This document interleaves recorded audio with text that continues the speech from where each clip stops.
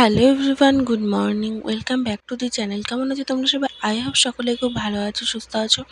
আমরাও বেশ ভালো আছি আর সুস্থ আছি।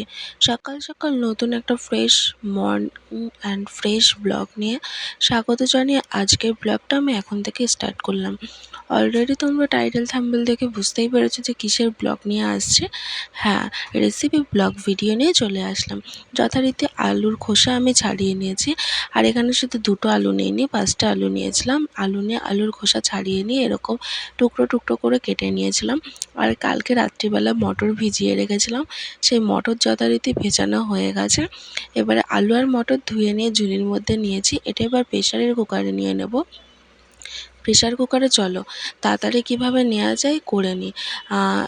এক হাতে ভিডিও করতে করতে এক হাত দিয়ে কাজ কখনোই সম্ভব হয় না। যথারীতি এটা করে নিলাম।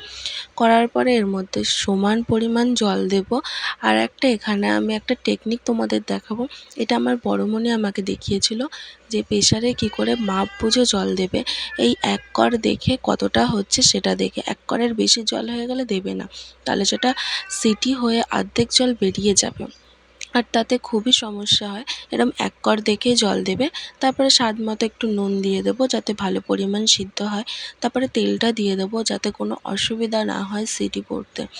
যাই হোক, এখানে বসিয়ে দিলাম। এর আগে জানো তো, প্রেসারে যখন সিটি দিয়েছিলাম আমাদের আগের প্রেসার কুকারটা, ওটা কোনো কারণবশত বাস্ট করেছিল, ওই জন্য এরকম পদ্ধতিতে চলি।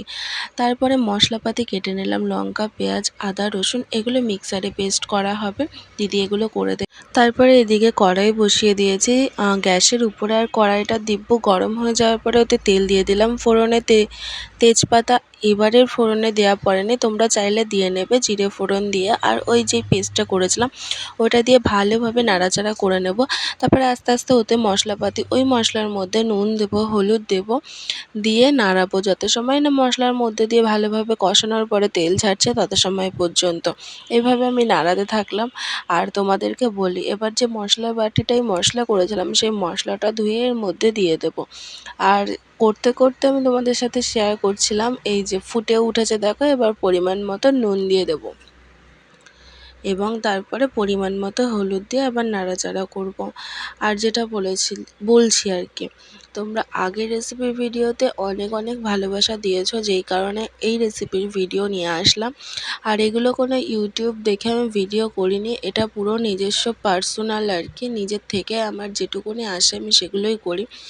আর খেতে খুবই সুন্দর হয়। আমি নিজে আর কি বলবো, ফ্যামিলির সবাই বলে, সেটাই তোমাদের সাথে শেয়ার করছি। আর কালকে বেসিক্যালি যখন আমি ভিডিও এডিটিং করতে বসেছিলাম, কালকে যথারীতি মুডটা আমার একটুও ভালো ছিল না, প্রচুর খারাপ ছিল, শরীরটা প্রচুর পরিমাণে খারাপ ছিল। চলো এইদিকে তোমাদের সাথে কথা বলতে বলতে তো আমার প্রায় মশলাটা কষানো কমপ্লিট হয়ে গেছে। আর খুব ভালোভাবে মশলাটা কষাতে হবে। কষানোর পরে এবার মিক্সচারের বাটিটা ধুয়ে ওর মধ্যে জল দিয়ে একটুখানি ওটাকেও ভালোভাবে কষিয়ে নেবো। জলটা একটু শুকিয়ে শুকিয়ে আসবে, যথারীতি ওদিকে তেলটা ছেড়ে দিয়েছিল। এবার এটা কষানো মোটামুটি কমপ্লিট হয়ে গেছে। এবারে আমি তোমাদের সাথে শেয়ার করছি দুটো সিটি দেওয়ার ফল। দুটোই সিটি দিয়েছিলাম, যেহেতু মটর রাত্রিবেলা ভিজিয়ে রেখেছিলাম। প্রথমে একটা দিয়ে দেখেছিলাম, তারপরে আবার একটা দিয়ে মনে হয় আরেকটা দিয়েছিলাম। 3খানা সিটিই বেস্ট, তার বেশি দিতে যেও না যদি ভিজিয়ে রাখো। আর যদি রাত্রে না ভিজাও সে ব্যাপার আলাদা। দেখো এত সিটি পড়েছে, যথারীতি এগুলো আমার সেদ্ধ হয়ে গেছে।